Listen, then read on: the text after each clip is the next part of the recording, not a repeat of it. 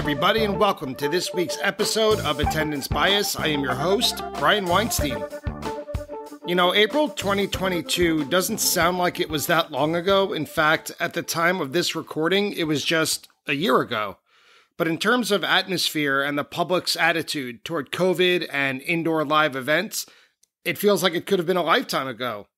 Compare April 2022 with April 2023, and for those of us with immunocompromised conditions, it is a completely different world.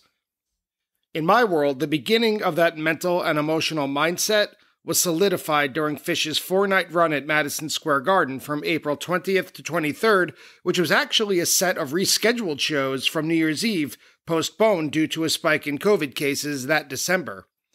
All that said, today's guest, let's get to the music, is Adam Perle. He's here to remind us of how that outstanding run began, with an 18-plus minute Carini that kicked off night one and ran through several segments before the band remembered they have 8 sets to go. Before we begin today's episode, I just want to make a note that Adam and I are longtime friends, and this is, I think, just the second Attendance Bias episode to be recorded live in person. So if the audio sounds a little different than what you're used to, or if you hear a microphone pick up a plane landing or a police siren in the background, it's just that we were in a room with the windows open to be comfortable while recording. But all that aside, let's join Adam to talk about imposter syndrome, the Phish Live in Brooklyn DVD, and much more as we discuss Carini from April 20th, 2022 at Madison Square Garden. Adam, welcome to Attendance Bias. How are you? I'm doing well, Brian. Excited to be here. Thank you for having me. Always good to see you, buddy. Likewise, I'm excited to have you here to talk about Carini from April 20th, 2022 at Madison Square Garden during that weird, delayed New Year's Eve run that, to me at least, simultaneously feels like it was forever ago, but also feels like it could have been just yesterday. At the time of this recording, it's only been about a year. That's exactly right. Yeah, so a year, and it was that displaced. It's supposed to be, New Year's run, 21 into 22, delayed to the spring, which actually turned out to be its own separate, beautiful thing. Which I loved. And we'll get into that a little bit more when we talk about the context in which it was played. And Carini opened the whole run, all 4 nights. It was a show opener and a run opener. So let's before we get into that though, you prepared, because we talked about doing an episode for a really long time, and you put yourself through, I don't know if that's the right way to say it, but you set up a project for yourself to prepare. Can you tell us a little bit about your preparation for this discussion of Carini from April 20th, 2022 at MSG? Sure, and I think it's important for the audience to know that that we're friends, and that we've been seeing shows together now for over 20 years, in all kinds of places, Randall's Island, to Philly, to the Atlantic City Beach. Jones Beach, of course the Garden. Yeah. Lots of shows together at the Garden. You're one of my favorite people to go to see Phish with in the entire world. I love to see Phish together, and I think we're going to be doing some more of that coming up this summer. So I think that perspective is important too for folks to know, and I think my view of this, as I know you've talked about sort of imposter syndrome before. So I told you, but I'll share with the audience. I had a little caution before coming on the show because I wasn't sure if I was going to be good enough, if I had enough Phish street cred, so to speak. I know I always laugh when you talk about imposter syndrome because, you're a Phish wizard to some extent. But no, so I'm just a big nerd who had never had a girlfriend in high school, so that's all I know about Phish. No, but I thought if I was going to come on and talk about this Carini that I heard, that I loved, I needed context. For me, being sort of a completist, I went back to the beginning and I listened to all 130 versions of Carini over the last year. That's funny because my wife and I last night at dinner, as I was telling her that you were coming in today to talk about Carini and that you listened to all of them, we played a guessing game of how many times has Phish played Carini. My guess was like 267. And hers was, I think, more than that. She might have, or maybe less. She might have guessed like 230. It's only 130? So I know you will fact check this, but I did go to Phish.net and, on the, Every Time Ever Played page. 130 is what it says there. Why do you think it feels like so many more? Why do you think I overestimated by so much? It's pretty spread out. I don't think it has a lot of huge gaps. You could go take a look at that too. Obviously, it's released, right? It shows up in 97. In Quarter Major, right? Right, Quarter Major, February 23rd, 97. Most recently as, September. Unless they played it. They did not play it last night. I would have noticed it. So. I looked. I noticed. Because even though, as we'll get into, even though I've been a Phish fan for some time, there is a little bit of that hierarchy amongst folks, and I think it's important to get past that to get to enjoying the music. You don't have to know anything to enjoy it, right? Regardless, let me ask you. Overall, while we're having listened to 130 versions of the same song, what were some of your impressions of it? Like, what did you walk away? Is there anything that you know now that you didn't know before? Sure, absolutely. Like I didn't really know the background on the music. I read all the essays about its origin, and I'll leave that for people to go find on its own and sort of what the lyrics mean. I enjoyed it. I enjoyed seeing the whole hierarchy, or I should say arc of the song. So, for the first couple of years, it's kind of a joke song. They do jam it out, but there's a couple of years there where they can't sing lyrics without laughing. Yeah. I saw as the band got into that end of the 2.0 era, you could hear in the jamming sort of the slogginess. You could hear the story of the band, the uninspired bass and drums but then they come back after the break, and you can hear immediately in that first version after the break, you can hear that power, and you can sort of, because it's been played so frequently, to get back to what you were saying about why you thought it was played so much more, I think you can really follow it along, the different types of Carinis, with the evolution of the band. So I remember the first time I ever heard it live was on December 30th, 1990. No, December 28th, 98 at Madison Square Garden. It was the first night of a 4-show New Year's Eve run. I don't remember. I think I'd opened the second set. It was either Carini into Wolfman's Brother or Wolfman's Brother into Carini. I believe you're correct. Okay, I always forget the order, but it was the first time that I remember saying, "What song is this?" It was the first time I had that moment where the jam got so deep and so far from its center that I forgot what song they were playing in the first place. And not only that, I didn't really know Carini, and my friend Craig and I, who were at the show together, we thought it was like a Led Zeppelin B-side, just because of that riff. It sounds like something like an Immigrant Song, like something Led Zeppelin would play or just never released. Absolutely. It's one of the great things about Carini. It's one of the reasons why it gets such a reaction, because it's as uniquely Phish, but an homage to a type of music that obviously those guys experienced growing up, but it's in much so the same way they play bluegrass, or they play stuff that sounds like something that Bowie might write. It's a different type of influence, that hard rock, classic rock, early origins of heavy metal.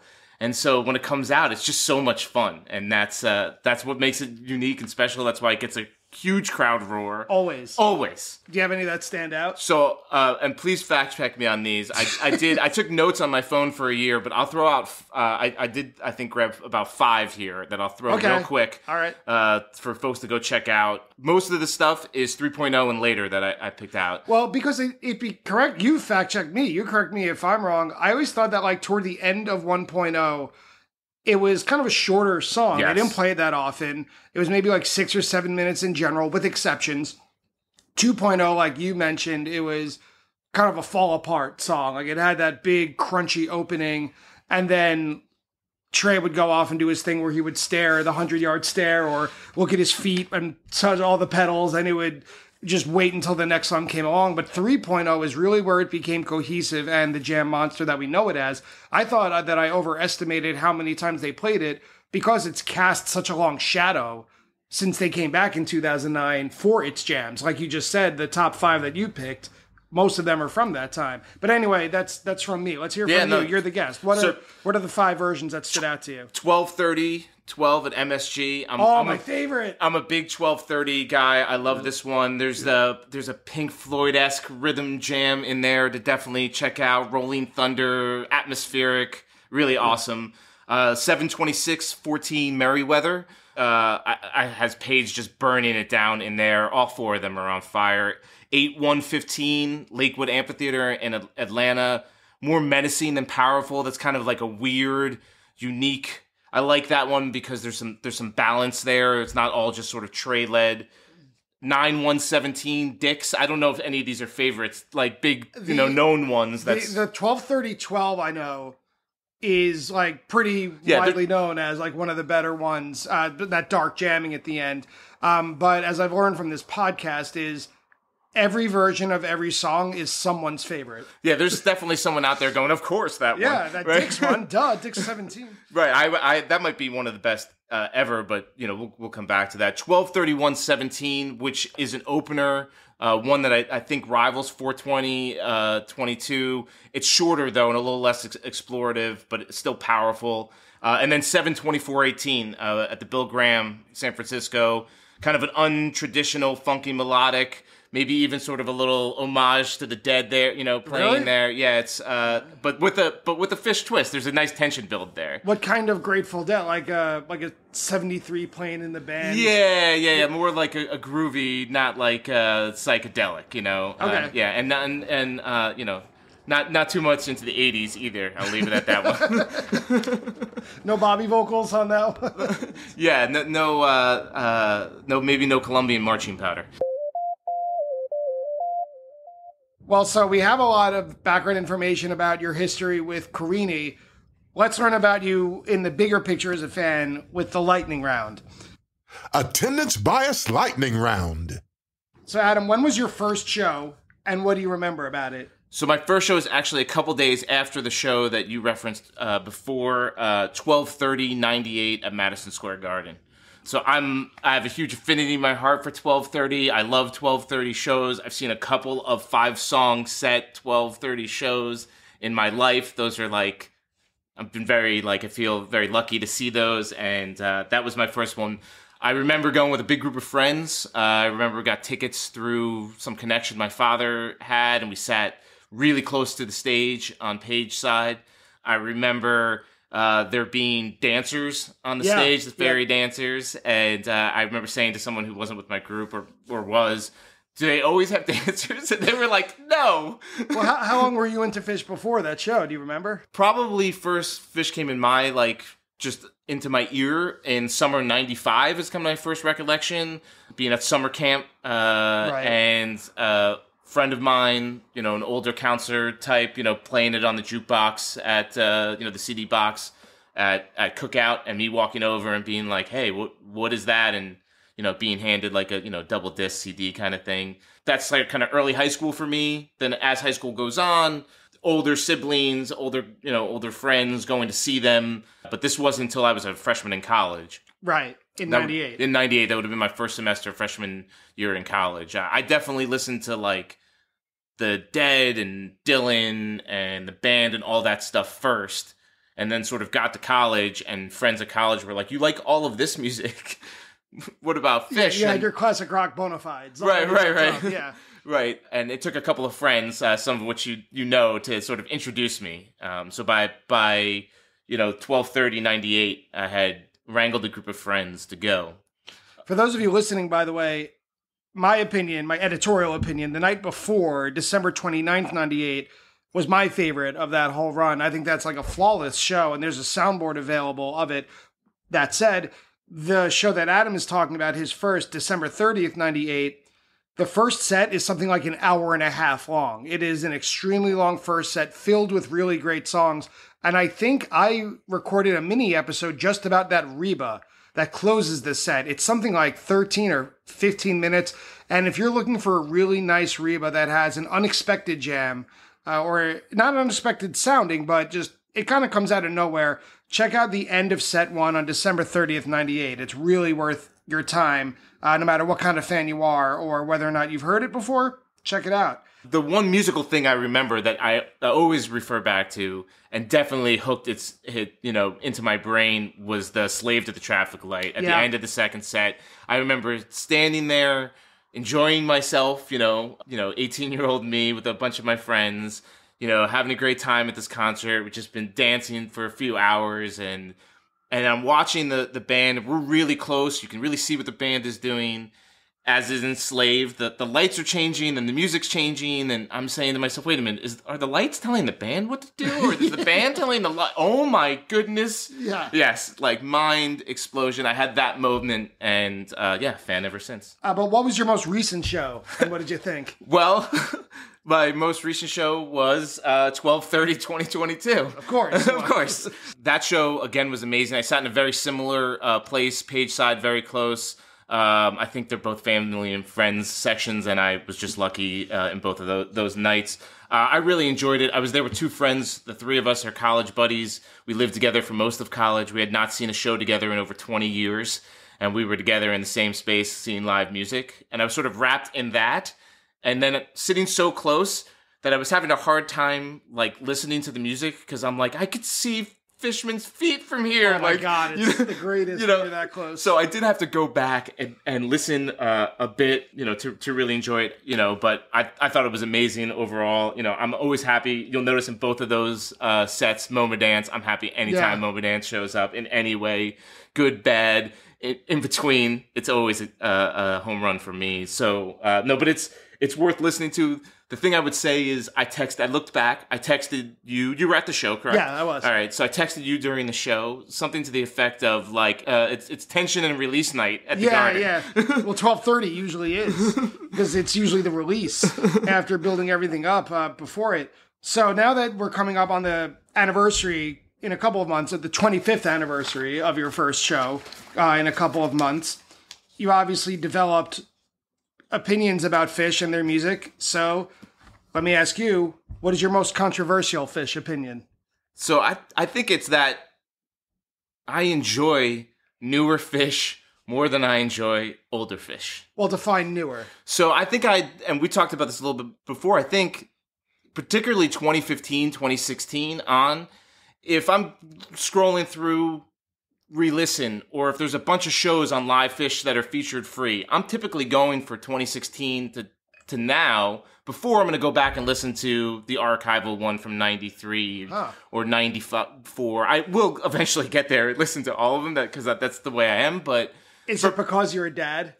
No, and now you like the and dad I like rock? No, it's not. I think it's because I like the variety of the catalog. Like, going to look at a set list now means that I might hear something from Casvat Rocks. I might hear something from Thrilling Chilling. I might, hear something that, on an album which we might not have liked on the album, but we sure like the live version of, like everything on Big Boat. Right, exactly. So for me, I think it's a little bit more of the variety. Those older shows, though, have their own, of course, I have their own love, but that's probably my most controversial.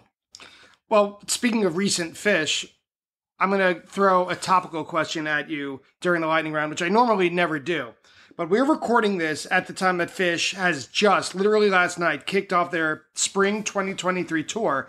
So let me ask you, is 8 shows and 3 cities enough to count as, quote, a tour? Is that correct nomenclature? I think it is for 2 reasons. One, it's 8 shows. They're doing about 40 something a year now, or is it less? Is it?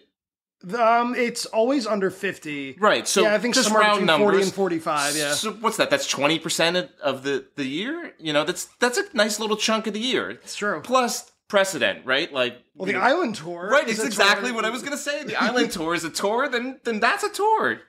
And finally, what is the weirdest thing you've ever seen at a Phish show? I have been going to see Phish for a little bit now. I was there in 2.0, and I hear a lot of, because I listen to your show, we're friends, but I do love your show, and I love it when it comes out every week and I get to listen to it. And what's great is you have a lot of fans that started, 3.0, mid 3.0. Majority, like a lot, which is great. So you hear them sometimes ask questions or, what was it like in the olden days, right? Well, that's what I always want to ask. That's why I'm always so thrilled. I mean, I'm thrilled to talk to literally everybody who's willing to come talk to me about Phish for an hour. Like, that's enough for me.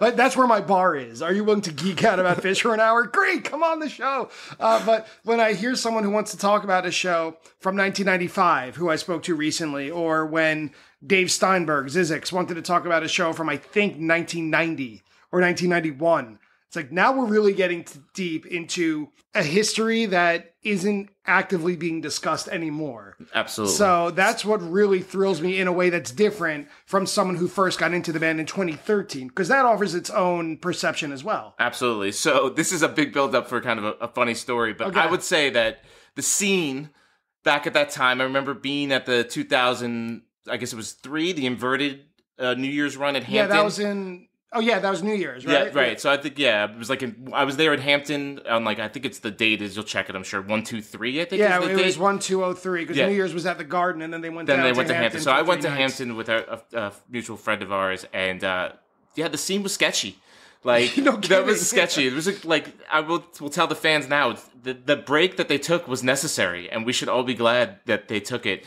What's the weirdest thing I ever saw was we were walking down Shakedown Street. It's the only time in my life I've ever been offered China before. Like, it was in Usual Suspects or something. It was, so that I would say is one, but that's 1A has got to be on the beach last year. We saw both Benjamin Franklin and Jesus Christ on the beach at Atlantic City. Were they together? No, but they were separate. But we did see two people cosplaying as Ben Franklin and JC. Benjamin Franklin, I could stretch just enough to be like, well, you're not that far from Philadelphia. There are Benjamin Franklins walking around Philly. That doesn't excuse or explain why they're in Phish for a weekend at Atlantic City doing that.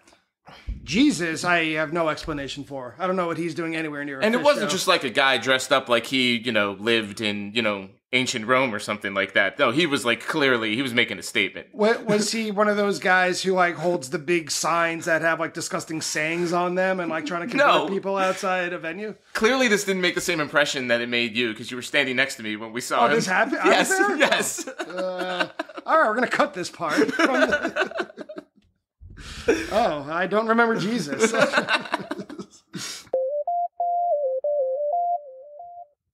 When was this show played? Well, let's refocus on to today's show. The reason we're here to talk about Carini from April 20th, 2022 at the Garden. And just to remind ourselves and anyone listening who either wasn't there or has gotten into Phish quite recently, the context of this. So this April 2022 Phish run, it was 4 shows at MSG. It was the result of the band or management or both postponing the 2021 New Year's Eve run. You mentioned that earlier. Personally, I was thrilled with literally everything about this run. Literally. Leading up to it, I remember sitting in my car when I saw the announcement on my phone that it had been postponed. It was on December 23rd, which is not a lot of advance notice. It was only 5 days before the run was supposed to start. And I remember I was pretty scared at the time of catching COVID because I work in a school. And man, you want to talk about germ wards? You want to talk about petri dishes, like living petri dishes? Any teacher listening knows what I'm talking about. I mean, you get a cold at the beginning of the year. You get a cold around Christmas every year. Kids start dropping like flies. And, it's just part of the job in a way of building up your immune system. But when it's not a cold, when it's a virus that's still in progress of us learning about how to treat and its effects and how it spreads, I was nervous. I was getting worried. Am I going to catch it by taking a risk of going to Phish? And that might sound silly now, looking back a year ago or a year and a half ago, being like, of course you would have caught it. It's so obvious and it's not that big a deal. I've had COVID twice since. I know its effects are different on everybody, but at the time, to me, it felt almost like, am I dipping my toes in serious illness waters? And so I had to choose, take the risk and go see Phish, or back out completely, miss these shows, but be safe. And so when they postponed it, that took a big weight off of me. And that's how seriously I take going to see this band. But it took a big weight off of me emotionally and mentally. And what made it really a lot better was when they postponed it, it was these 4 nights in April, completely over my spring break. So I had no work. Every night was a good night to go for me. And I live about a 12 or 15 minute train ride straight to Madison Square Garden. So this could not have been better. I'm also, talk about controversial Phish opinions, and hopefully this will be confirmed this coming summer. Phish at MSG, better in warm weather. I'd take an April or a summer MSG run over a New Year's run any year. Did you plan on going to any of these New Year's shows when they were scheduled originally for New Year's Eve? So I had loose plans to go to the 28th and the 30th. That's been kind of my MO the last few years. It's been established. I love the 30th. Yeah. There's usually want to go more than one night. I live only about, without traffic, about 45 minutes west of the city out in New Jersey. And so it's pretty easy for me to get in. I grew up even closer to the Garden. So I grew up going to see shows at the Garden. That's kind of been home territory for me. So for me, that was my plan. Then when I got switched to April, I had a family thing that whole weekend. And so the 20th was the only night that I could go. The 30th. No. The April. Oh, the 4th. Yeah. When it moved to April to the 20th, April 20th was the only night I could go. So it was like hell or high water, we're going. Yeah. And I was so excited because I met up with you and your brother before this show on the 20th. You guys were staying at a Holiday Inn not far from the Garden. And it was the first time I really thought, oh, wait, now it's Phish time. Like now we can forget about everything else. Now I can really focus on having a good time. And I was able to maintain that throughout the 4-night run. But meeting up with you and your brother was when it was like flipping a switch. It's like, oh, wait, now it's Phish time. Now it's me to forget all that fear I had back in December. And now we're here for the reason we all should be here.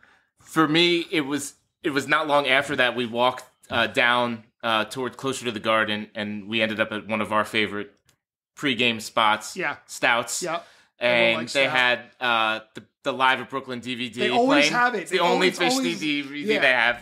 Every time you're there, they're playing it. It's great. So they had it playing. And in that moment, we were sitting there having a couple beers and talking.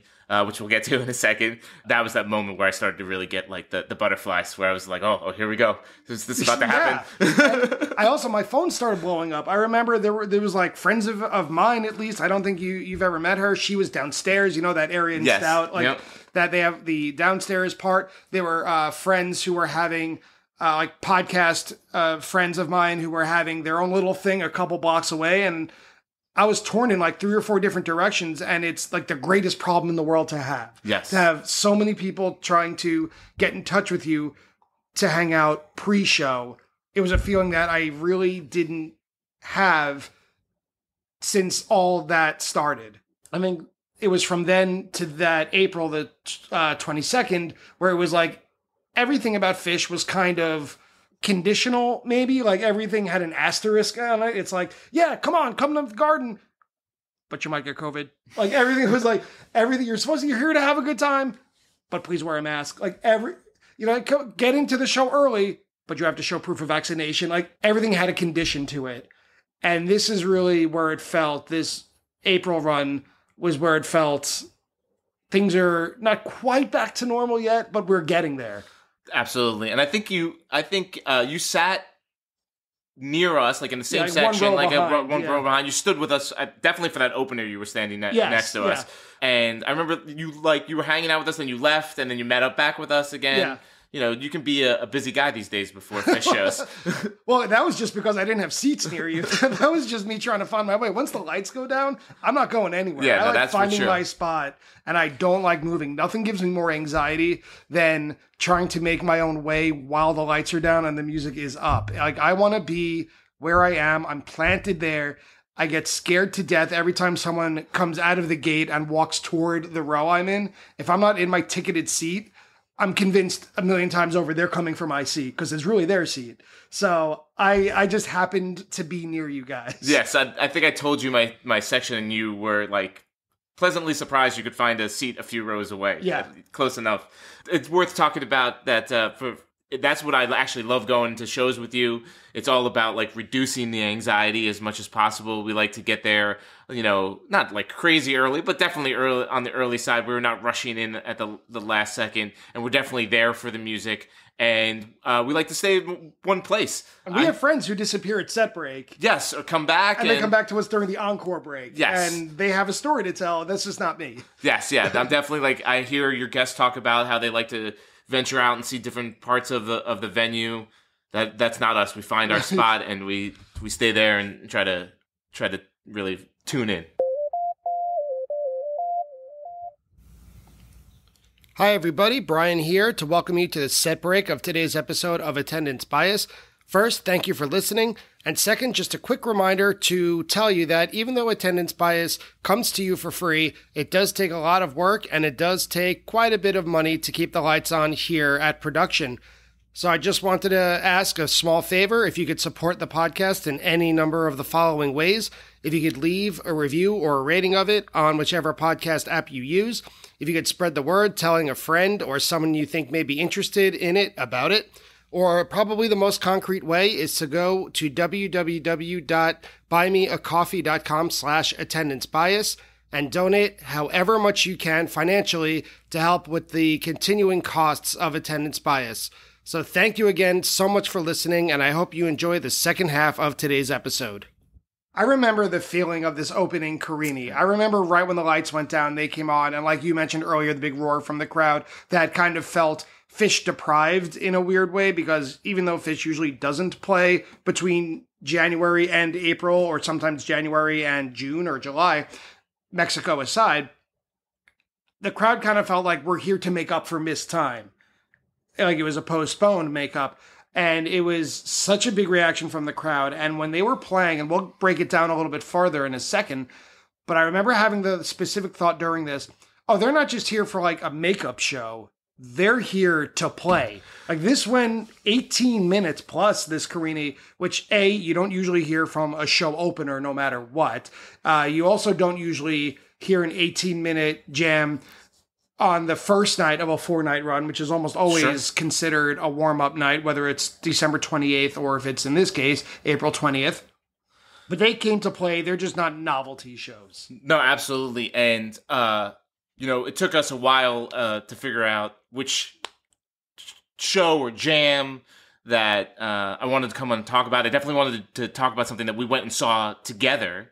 And this sort of happened, this Carini, for two reasons. One of which, after listening, to all 130, my view, my attendance bias, is this is the best Carini show opener ever.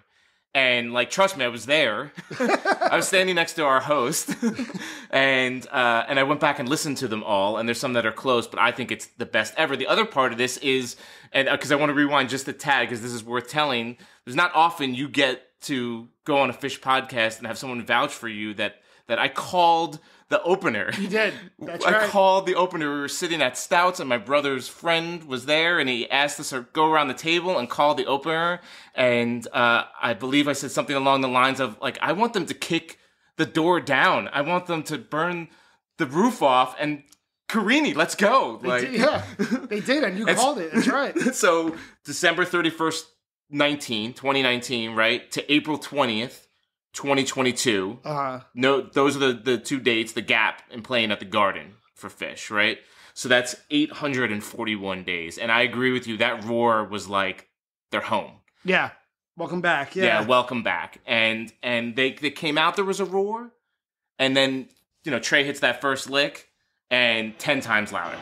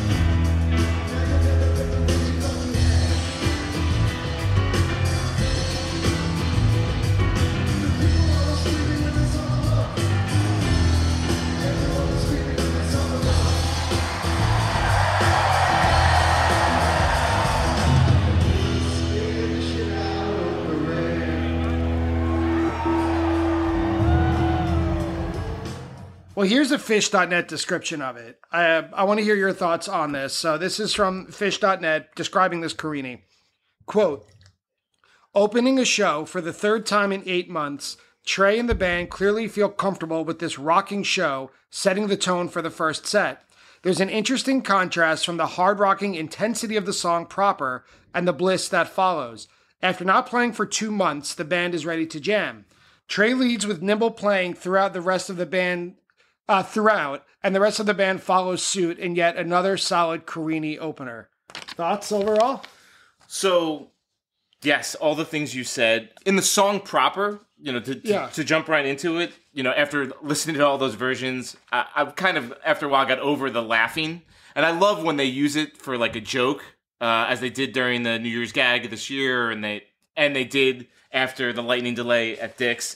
But like when I want a 19-minute Carini, I want the song proper to be dark and menacing, and I want those heavy, Page piano, licks, and I want Trey to be, perhaps a little sinister, and I want that scream.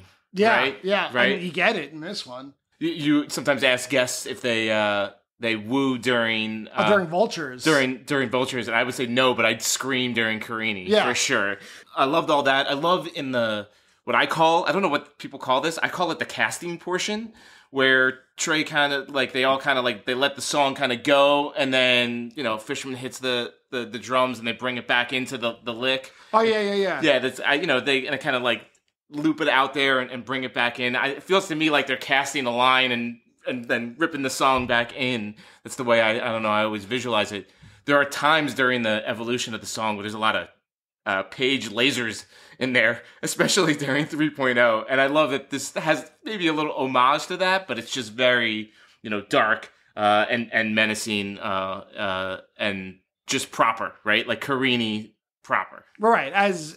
Everyone has their own opinion, but as it should be played. Yes, as my view, yes. The way I love it, again, I love it when it's a joke from time to time, but for the most part, I want that, dark, menacing Carini, right? It starts, as you said, with an enormous cheer, and what grabbed my attention first was Fishman. He usually plays with a lot of touch, but over the last 6 or 7 years, something's happened where his sound design has got dialed in so well that he could still play with touch, but it sounds like he has such strength as a drummer. He's not exactly Keith Moon or John Bonham, but he still plays with authority where he hits the snare drum and the floor tom at the same time to open Carini. And it really caught my attention. Usually it doesn't. Fishman doesn't, at least in Carini at the beginning. And then there's that big cheer where everyone was screaming when they saw the lump. There's Page's sound effect, but also you could hear it. It comes from the audience too. Yeah, at least a couple decibels of that. About 3 minutes in is the first jamming of the run, the show, the song. It's mostly Trey leading with like short, repetitive melodies. But Fishman, again, he's just powering through. And I was thinking this might be the bliss that Phish.net was talking about.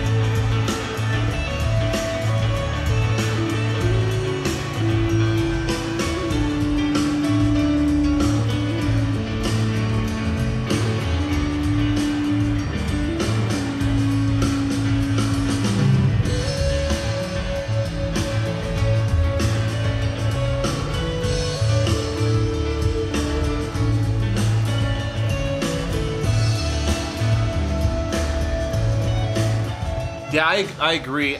I view this as I've listened to this one a bunch of times. I think there's 4 movements, or at least 3 movements here, and an outro. And this, I think, from like 3:24 till about 8:42, that first 5 minutes is it is that bliss. It really feels like all 4 of them they can't hold it in. Like they're They just want to get it out. And I feel, Mike is in that section it feels like longer, bigger, opener notes. And it is, it's very traditional from a Carini perspective. Most of the jams are Trey led right out of the song, Guitar Hero Trey. Well, yeah, very effects laden. Yes, effects laden. And it's great, but it does feel like that all the way to that like middle of 8 minutes.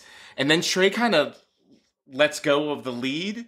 And it feels like they're like taking a breath, and the crowd erupts again. Like, it just feels like they had sorry, we had to get that out. Yeah, well, he does. I wrote that down at that 8:20 seconds, 8 minutes and 20 something seconds, or 8:40 seconds. 8:42, yeah. 42. Yeah. Page's synth comes in, and he takes the lead. Yes. I like that it's in the background. It's not very upfront in the audience mix, but Trey kind of moves back to rhythm, and then Page simultaneously steps forward on piano. So like you said, they let it all out. But Page is now the one with the ball. Yes. Trey's taking a rest. He's on the bench now. Yeah, he releases the lead there.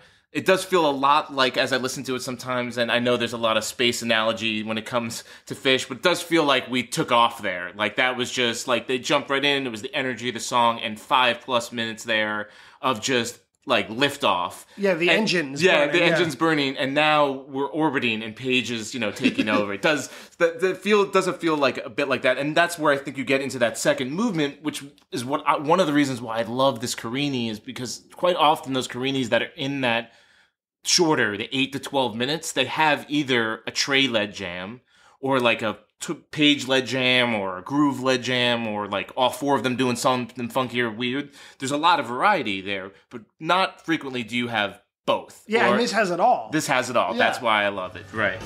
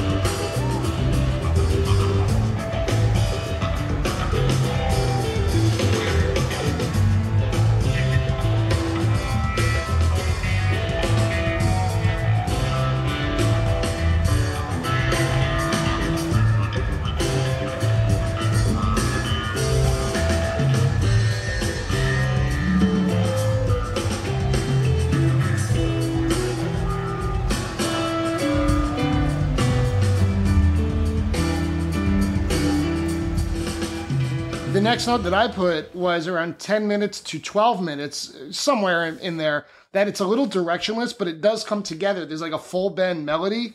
And then Fishman, again, lays down this funky drum beat, and Page and Trey are still doing this like blissful melody. And I am in danger of leaving out Mike, but he's doing his more traditional bass rock job, which is just kind of holding it down in the end. He's not stepping forward at all. Yeah, absolutely. I think there's like that what we're talking about there, where Page takes the lead, is what I would kind of refer to as the second movement. I agree. Fishman changes his approach. I think if you go back and listen, Mike starts picking up the pace on his notes. He becomes more, like you're saying, hold down the lead. It's more percussive rather than those huge bombs he's dropping in the proper, like in the song at the beginning.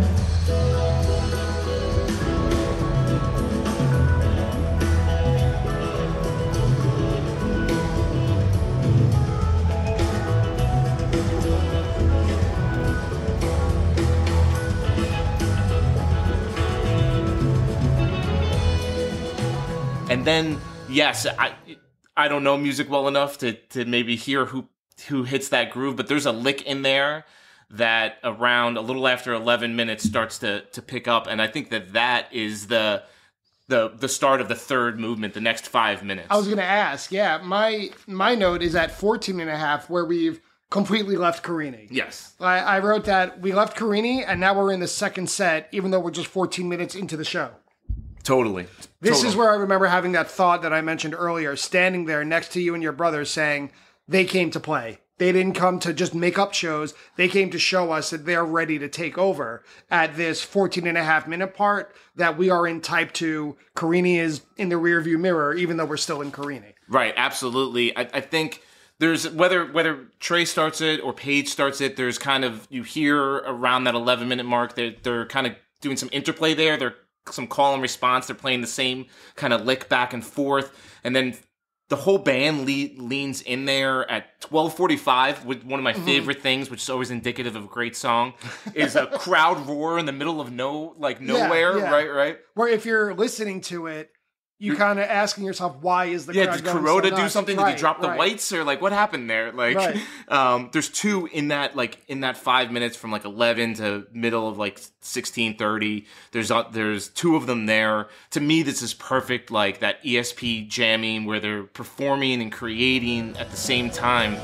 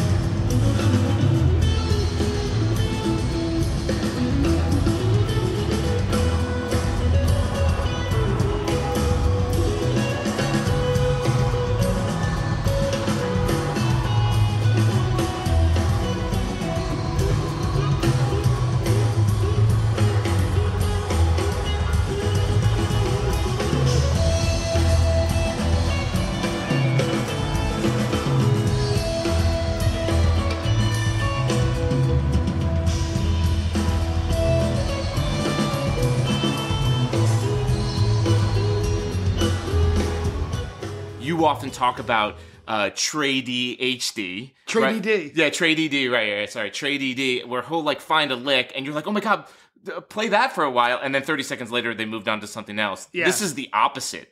Whoever finds this lick, they play it and they twist it and they dive into it. And they, to your point, they take it to a whole nother place for 5 minutes. Right. I would suggest it's not Trey because by the end of the jam, if not the end of the song itself, about 16 minutes. Yes. This was an odd thought. I didn't expect to think this while listening to a jam from 2022, but I thought this is the closest we're going to get to mid-90s Phish, because it doesn't really sound like mid-90s Phish. I don't mean it that way. The tone of the band is very different, the physical sound of it is different, but they're jamming in a way that they're, like you mentioned, they're creating and they're improvising, they're creating, but they're comfortable at the same time. They're playing a little bit ahead of themselves. Yes. And yet it kind of somehow holds together. There's something that the whole is greater than the sum of its parts at this part of 16 minutes and 20 seconds. And Fishman, you could hear him. There's one part where he does this crazy loud fill ready to break through, but the rest of the band isn't quite with him. It's like he took one step too far into the void. I think you're absolutely right, where you have that 5 minutes of, lick bass, exploration and fun. This then absolutely switches gears. This is what I would either call the fourth movement or the outro. It's definitely its own section there, from 16 minutes towards the end of the song.